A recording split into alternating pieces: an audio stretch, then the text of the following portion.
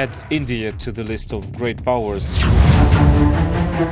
रूस के राष्ट्रपति व्लादिमीर पुतिन दुनिया के उन नेताओं में से हैं जिन्होंने डोनाल्ड ट्रंप को बधाई देने में काफी देर लगा दी।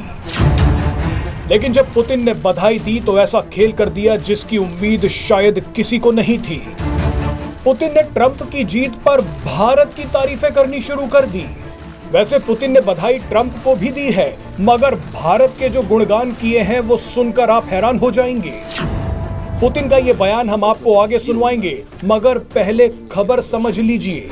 दरअसल अमेरिका में सत्ता परिवर्तन होते ही पुतिन ने भारत की जमकर तारीफ की है। ये बात जग जाहिर है कि पुतिन और ट्रंप के बीच रिश्ते अच्छे हैं, लेकिन पुतिन ने फिर भी इशारा कर दिया है कि अमेरिका की सत्ता किसी के भी हाथ में हो, उनके संबंध भारत से अच्छे रहेंगे। पुतिन ये बताना चाहते हैं कि मुश्किल घड़ी में भारत ने रूस का साथ दिया, अभी भी दे रहा है। ऐसे में भारत का जिक्र और तारीफ बार बार की जाएगी। पुतिन ने कहा कि भारत एक ताकतवर देश है।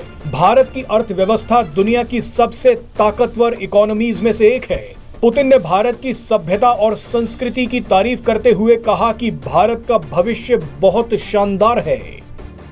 भारत और रूस के रिश्ते नई ऊंचाइयों पर पहुंच गए हैं। Certainly add India to the list of great powers. 1.5 billion people, the largest growing economy among major economies.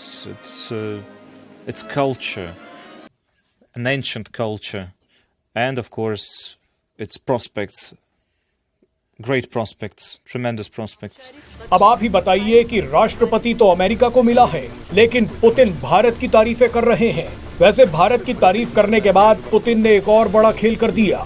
Putin ने डोनाल्ड ट्रंप को ऐसे मक्खन लगाया जिसकी चर्चा अब पूरी दुनिया में हो रही है। पुतिन ने कहा है कि डोनाल्ड ट्रंप एक बहादुर व्यक्ति हैं। उनकी हत्या का प्रयास हुआ, लेकिन इसके बावजूद वो डटे रहे। डोनाल्ड ट्रंप की तारीफ के पीछे पुतिन की एक रणनीति है। पुतिन चाहते हैं कि डोनाल्ड ट्रंप यूरोपीय देशों के साथ मिलकर वो गलती ना करे जो गलती बाइडेन सरकार ने की थी। बाइडेन सरकार को पीछे से ओबामा और कमला हैरिस चला रहे थे। ये दोनों यूरोपीय देश और डीप स्टेट के साथ मिलकर रूस, भारत और बांग्लादेश जैसे देशों को बर्बाद करने में लगे थे। इसी को देखते हुए पुतिन ने ट्रंप से कहा है कि वो बात करने के लिए तैयार हैं, मगर यूरोपीय देश एक बड़ी परेशानी खड़ी कर रहे हैं। पुतिन ने कहा है कि यूरोपीय देशों में सिर्फ एक चीज की कमी है और वो चीज है दिमाग।